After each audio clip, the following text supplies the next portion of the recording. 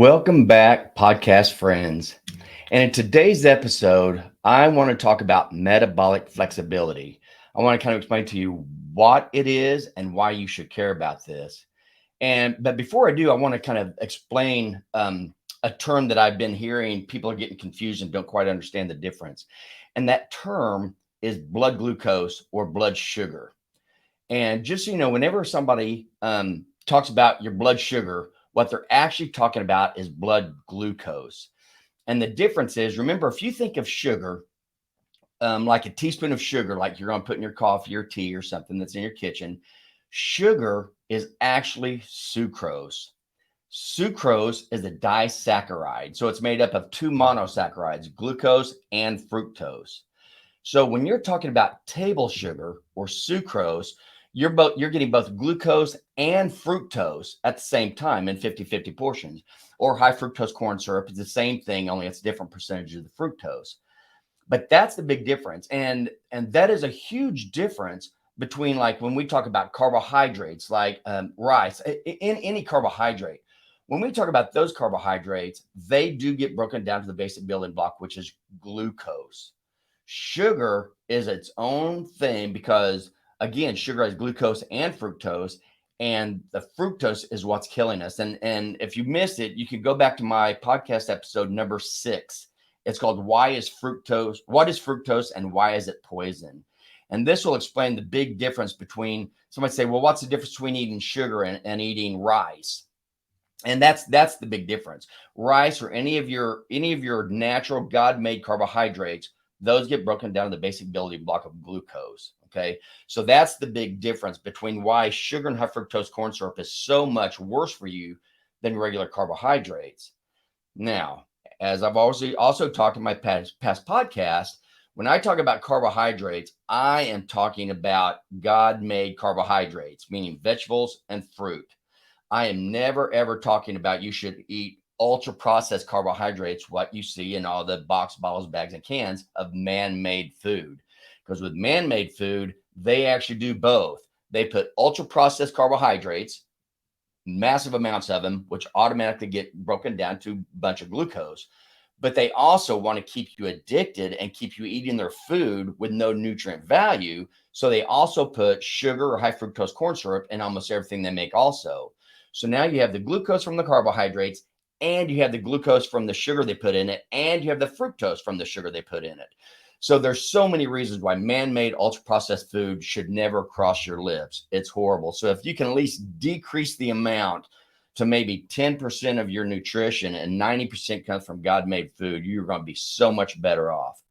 But anyway, so that's the difference when they talk about blood glucose or blood sugar. When they're talking about blood sugar, they are talking about blood glucose. They're not talking about the fructose that's floating around in your body.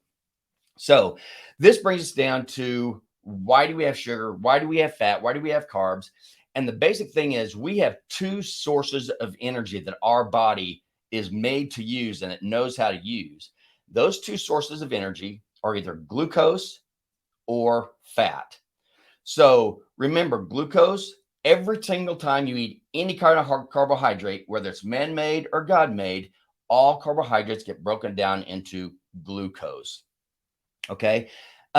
So that's the glucose that we can use for energy, and I'll go through that. And then fat is the other one. And fats, remember, we talked about all macronutrients get broken down to their basic building blocks. So proteins get broken down to amino acids, fats get broken down to fatty acids, and carbohydrates get broken down into glucose. So when you're talking about fat as an energy source, the fats, remember, they get broken down to fatty acids. The fatty acids get metabolized into ketones, and these ketones can go through the energy making process in the mitochondria of all our cells, where we produce ATP. The mitochondria in our cells can either use ketones to make ATP or glucose to make ATP. And I broke all this down earlier also in another podcast, podcast number 35, of which is the best energy source, carbohydrates or fat. And that was episode 35 in here. But so I'm not going to talk about that part, because I really want to just kind of focus on the energy and what metabolic flexibility is. So it's very important that you realize that we actually have two different sources of energy, glucose and fatty acids or ketones. And this is really what's caused a lot of our trouble today. Because let's break each one of these down and find out what goes on. So when you eat a carbohydrate, anytime you eat a carbohydrate, digestion starts in the mouth because your mouth will produce saliva. And in that saliva is an enzyme called amylase. Amylase breaks down carbohydrates into glucose. Amylase is an enzyme that's in your saliva. So when you're talking about carbohydrates, your digestion actually starts in the mouth. And what happens is your body, it senses the glucose in your mouth. And so it's getting prepared to have a glucose meal. So just by putting carbohydrates in your mouth, you start raising your insulin levels. And if you haven't listened to any of my podcasts before, the main thing I want you to realize is they tell you that diabetes is a blood sugar problem. And it is not. It's a blood insulin problem. So the way to take care of our health issues, the biggest thing we can do is keep our insulin levels low. And I'll explain that a little bit. And I actually went into a huge podcast earlier on this same thing. But that's what we're talking about is you want to keep your insulin levels low. So whenever you eat a carbohydrate, it's put in your mouth produces amylase in the saliva, and this starts breaking down your carbohydrates into glucose.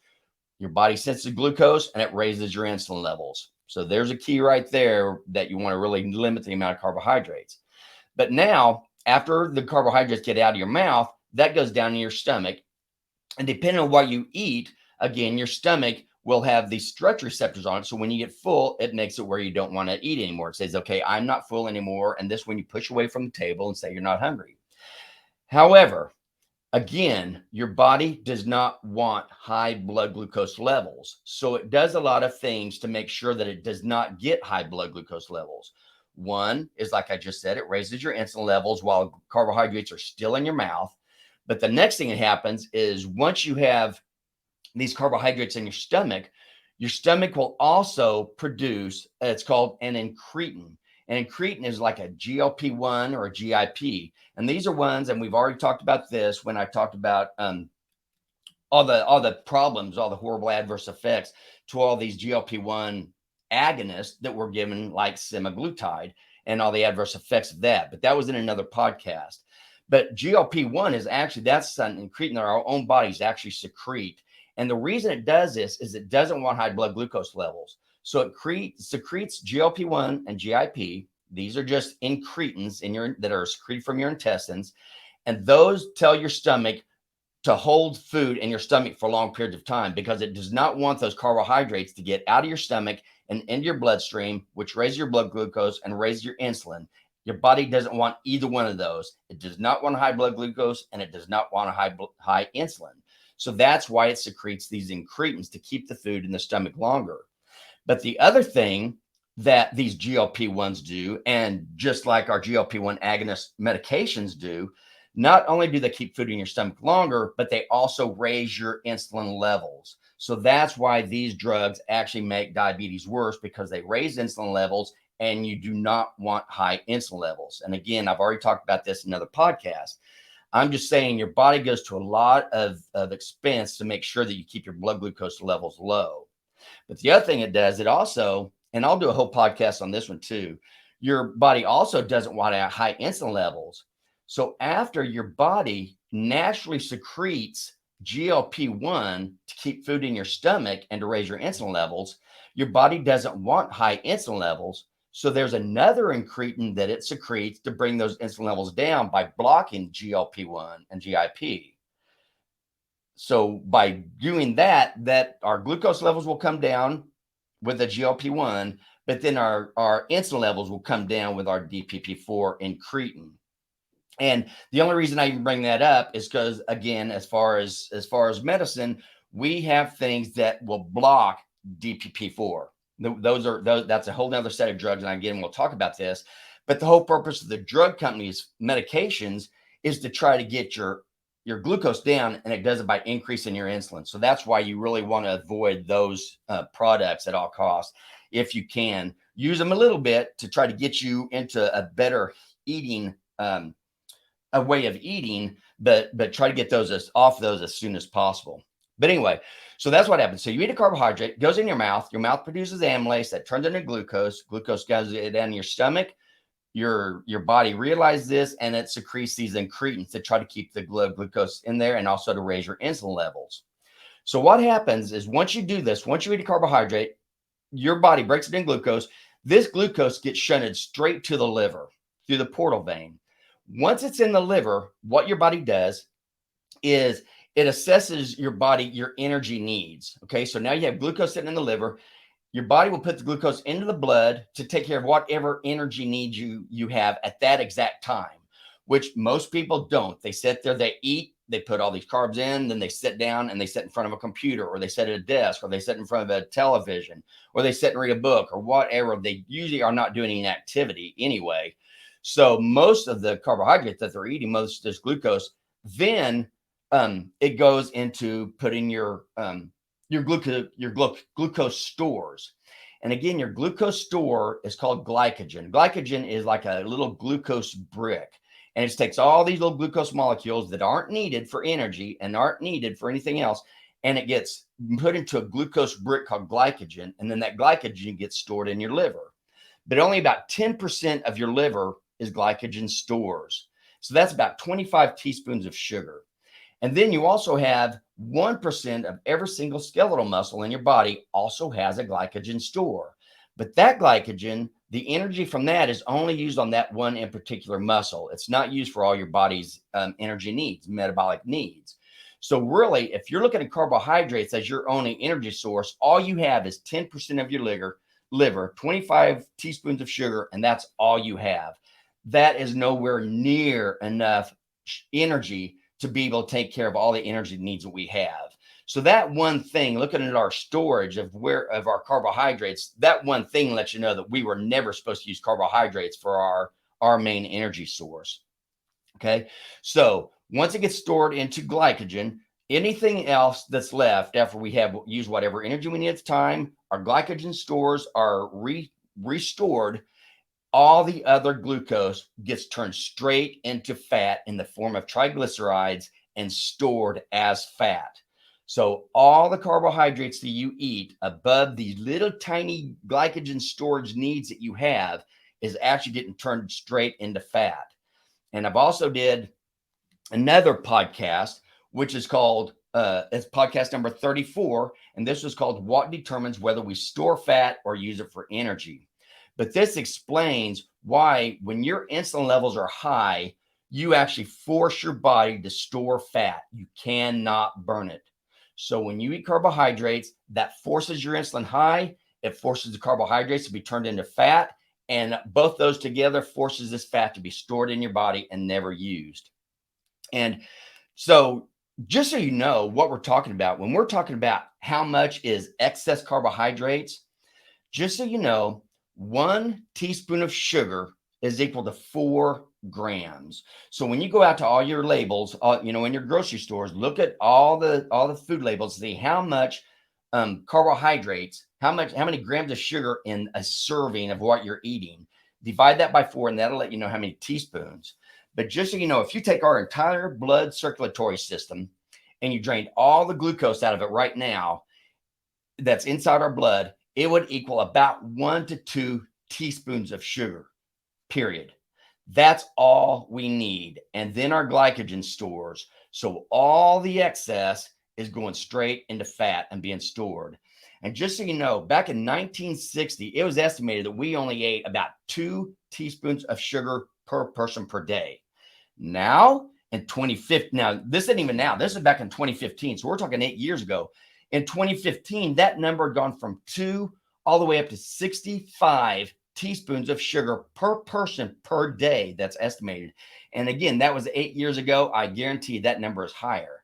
And you may think that's crazy, but when you think that there's 10 teaspoons of sugar in one little 12-ounce can of soda pop, and you think of all the soda pop, all the fruit juice, all the boxes, bottles, bags, cans, takeout, fast food restaurants, pastries, I mean, everything. All man-made food.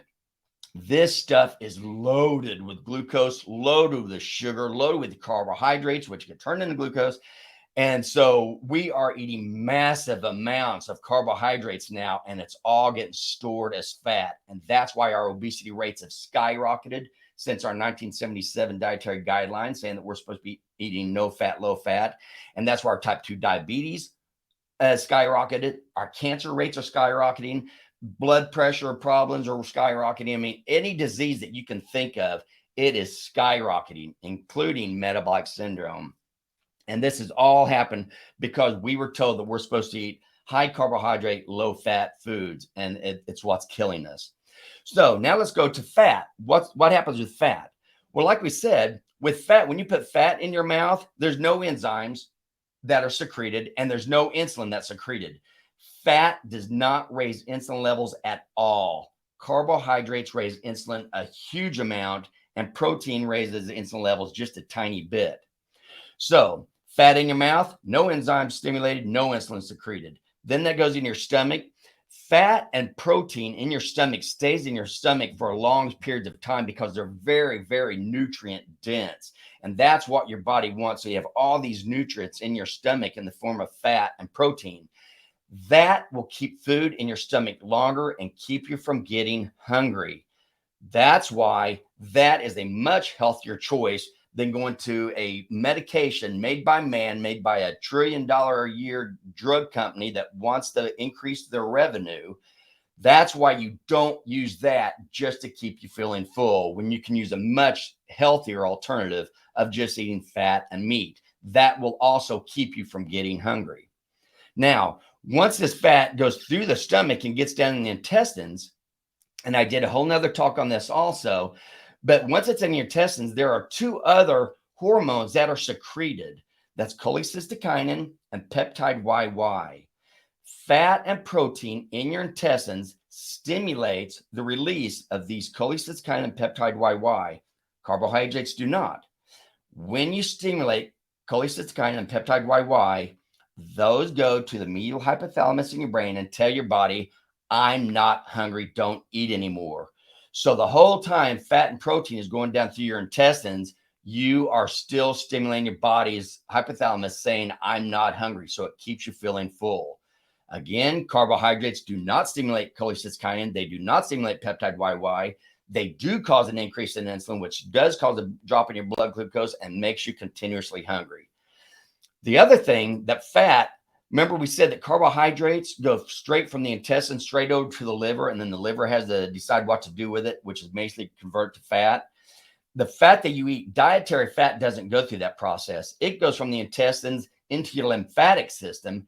Then that gets drained into your bloodstream, and that floats all around your bloodstream, dropping off all the fat, all the fatty acids for all the places that it's needed, which is a lot of places.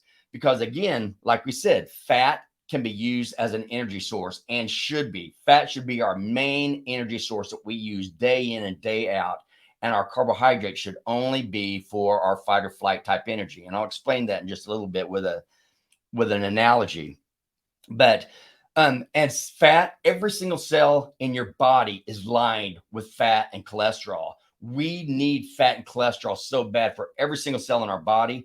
A lot of our hormones like testosterone, estrogen, vitamin D, cortisol, these are all hormones that are based on cholesterol. So again, another reason why cholesterol is so important. Fats also help lubricate all of our joints to keep us where we move a lot better.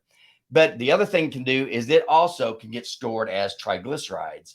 So when your insulin levels are high, you're storing fat as triglycerides, and you're storing the carbohydrates that got turned into triglycerides, you're storing those also. And so it's very important. And this is also why it's really important to know the quantities that you're talking about. When you're eating fat keeps you feeling full. So you don't eat very much fat at all. So you don't have a lot of fat floating around your system. When you eat carbohydrates that don't keep you full, you have a massive amounts of these triglycerides floating around in your body. And that's why that's one of the things on your cholesterol panel is to see how many triglycerides you have. But just to kind of get into the kind of end of it, but this is what metabolic flexibility is. As I've just gone through, you have two different sources of energy. You have carbohydrates and you have fat. So now it's up to your body to determine how to use these. Now, the way I like to use it is just like Ben Bikman, the man who wrote the Why We Get Sick. And his whole book is all about how horrible having high insulin levels what horrible things that does to our body and why we need to keep our insulin levels low. But he describes it as like a fuel truck because your body goes through different phases as it uses this different energy. So what it does is first it's going to use the energy in your blood. It's going to use that first because that's the quickest, easiest energy to use. After it uses the energy in your blood, it's going to go to your stored energy. And then it's going to use that. And it always goes for the carbohydrates first. And then it goes for the fat. And now a lot of people mistake this thing. It's going for the carbohydrates first because it likes carbohydrates and it needs carbohydrates. That is not true. That is not true at all. Your body does not need any carbohydrates whatsoever. There are 9 essential amino acids. There's 2 essential fatty acids. And both the essential means that your body doesn't make them, you get them from the outside. There's no such thing as the essential carbohydrate. Your body can make all the glucose it needs out of protein and out of fat. So that's the first thing. But so you've got these 2 different sources of energy. And like I said, it's going to use the energy in your blood first. So the first thing it's going to do is use the glucose in your blood for any energy that it needs. Once that glucose levels go down, that's going to make your insulin levels drop down. Once your insulin levels drop down, now you can start using fat that's in your blood for your energy source. So it switches over and it can start using fat. Once those are down, it's going to go to your stored energy. So it's going to go to your stored carbohydrates, which is your glycogen, and it's going to start using that energy first. And after that gets low, then it's going to start on because your insulin levels go low, then it's going to start on your fat. That's kind of how it goes. But the deal is, and think of your body kind of like a fuel truck. Okay, a fuel truck, think of it driving down the road, and the fuel truck has around 11,500 gallons of fuel in its big storage tank. However, it only has just a few gallons in the actual gas tank that runs the engine.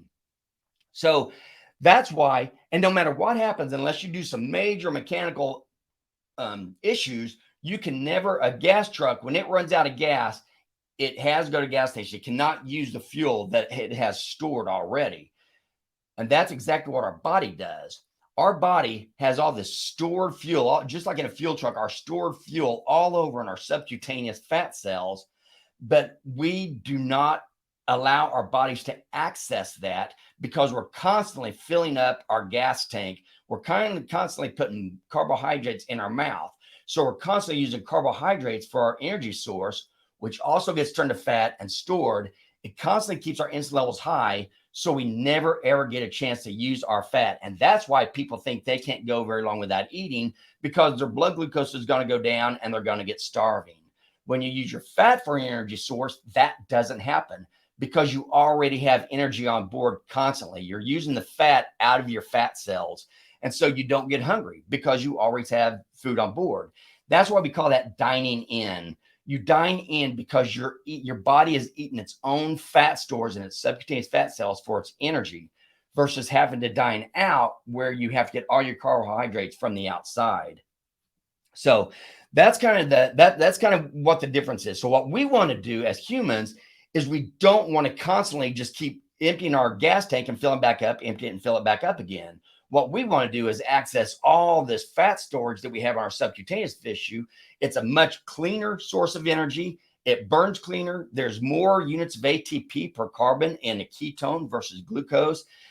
And your body runs so much better on it. It doesn't produce all these what are called reactive oxygen species or activated oxygen species. This is why it's because we use carbohydrates for our energy source that we are told that we have to take all these antioxidants all the time, because carbohydrates produce all these ROSs and fat does not. But anyway, I didn't want to confuse you with that. But the one thing I want to tell you about is I want to explain a campfire. And this is kind of really the analogy that I like the best as far as how we use our energy. Because when you build a campfire, you don't just build a campfire and just sit there and keep throwing kindling on and let it burn, and throw more kindling on, let it burn, throw more kindling on, let it burn. You don't do that. What you do is you start a fire, and then you slowly get bigger and bigger logs. So you have these great big logs and you throw that on your fire. Okay. And that's exactly like our body. If you think of the kindling like glucose, if you were trying to start a fire with that kindling, you're never going to get a good fire because it burns the kindling off, it goes down, and you have to throw more on there. So you're never going to get a good fire. However, if you start a fire and you're using your big logs, you're going to have a great fire going on. And if every now and then you want to throw some kindling on, go ahead. You can throw the kindling on, it'll burn away and go back to burning the big logs. It is not the same if you just have a bunch of kindling on there, a bunch of coals, and you go and throw a big log on the fire. It will not burn. And that's exactly what we are like.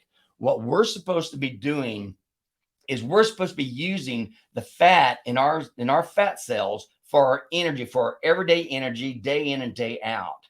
And then we're only supposed to use the little bitty carbohydrate stores, those glycogen stores, that 10% of our liver, for our fight or flight. Because if you get stressed, whatever stress, whether it's danger or just normal stresses of life, if you keep your body stressed all the time, you are producing cortisol. Cortisol makes your liver put glucose into the bloodstream. Glucose, once the blood goes into the glucose goes in your bloodstream, now your body releases insulin and it puts it into your muscles, and you have this quick fight or flight energy. But what's supposed to happen is once that stressful situation is done, now you let your glucose levels come back down, then your insulin levels are going to come back down. And once your insulin levels are back down, now you can start burning the fat out of your subcutaneous fat cells. And again, this is again on that same podcast of number 34 that says what determines whether we store fat or use it for energy. The key is insulin. If your insulin levels are high, you store fat. You do not burn it. If your insulin levels are low, you burn fat. You do not store it. And that's exactly the way you should be when is just like that campfire. Only use your kindling when you have the fight or flight, but you should be using your subcutaneous fat cells for your normal everyday, day in and day out. So really, when you eat food, don't think of calories. The only time calories ever come into this is if you're eating man-made processed food, because when you eat all those carbohydrates day in and day out, you're getting a ton of calories. There's no nutrients in it hardly at all. And that's why that's another reason why your body is constantly hungry when you eat that food, because you don't give it any nutrients. They're nutrient void and poison heavy is all that man-made food is. So once you start teaching your body to use fat for your energy source, what you're doing is you're keeping your insulin levels low. So anytime you start to eat something, think what you're getting ready to put in your mouth. If it's a carbohydrate, it's going to make your insulin levels go up. If it's not, and it's fat and protein, it's going to keep your insulin levels low. So that's really what you want to think about when you're eating something is this going to raise or lower my insulin levels? Because that's what has to do with all of our sickness, is keeping our insulin levels high and continuously storing fat and not burning it. So that's something I want to know. And just one real quick thing also, another term. Oh, and that's called metabolic flexibility. Metabolic flexibility, I guess I should answer that. Metabolic flexibility means that your body, you always keep your insulin levels low, so you always use fat for your energy source. But if you need quick energy, like in fight or flight, your body can quickly switch over and use glucose, raise your insulin levels, use the glucose for that fight or flight, and then let both your insulin levels and glucose come back down and start using fat again. So you're flexible because you can go back and forth between fat and glucose as your energy source as your body needs. However, we have lost our metabolic flexibility once these new dietary guidelines came out and once we start getting all this ultra processed food.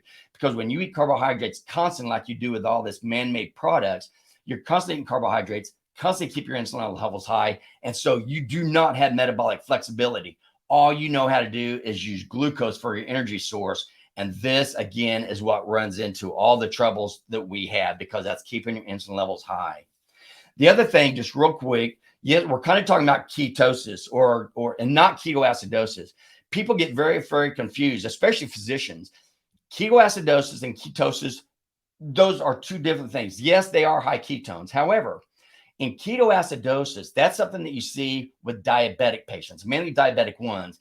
And when you have ketoacidosis, your blood glucoses are extremely high, 350, 400, even over 1,000. So ketoacidosis means you have a type 1 diabetic, doesn't have any insulin, isn't giving themselves any insulin. So the glucose stays in their bloodstream. And the body, since it can't utilize it because it doesn't have any insulin, it's using nothing but fat for its energy source. And so the ketones go very high. So you have extremely high blood glucose levels and extremely high ketone levels. When we're talking about ketosis, like with ketogenic diet, it's nothing like that. Because when you talk about a ketogenic diet, you're keeping your glucose levels very low in a good, healthy range. And you're keeping your insulin levels low in a very healthy range. And so you have metabolic flexibility and you're going back and forth and back and forth. What you're doing is you're just choosing to eat more of your fat. And so you keep your insulin levels low by not eating carbohydrates. You use your own fat stores for its energy, but you still have carbohydrate, you still have glucose in your blood, and it's at a good normal range, not like you see with ketoacidosis. So those are two totally different things. You'll see a lot higher ketone level with ketoacidosis, and you're going to see a much higher blood glucose with ketoacidosis. So anyway, don't get confused between those two. I know I'm going a little bit long, but I hope that makes you understand. And again, I just want you to understand how important it is to stay away from man-made food, stick with God-made food. And really, if you could stick with a good, healthy meat and fat and eggs and stay away from the carbohydrates, you're going to do yourself so much better. You can have a little bit of vegetables and even less fruit, but eat seasonally. That's why we always say, man, don't use the grocery store for your food products. Go to your local farmers. Go to your all these places where all the farmers come. They bring their fruits, they bring their vegetables, they bring their meat, and eat local. That's going to be healthier food. It's going to help your body so much better, and it will help those farmers also, so they can produce more of the good, healthy nutrition that they're trying to provide for us. So that's all I have for today. I hope I didn't confuse you more than I helped you. But again, I love these questions. Please keep these questions coming, because that's how we figure out what other podcasts we need to do. And for right now, thank you so much for listening, and have a great week. And remember, make simple, healthy choices to live a quality life.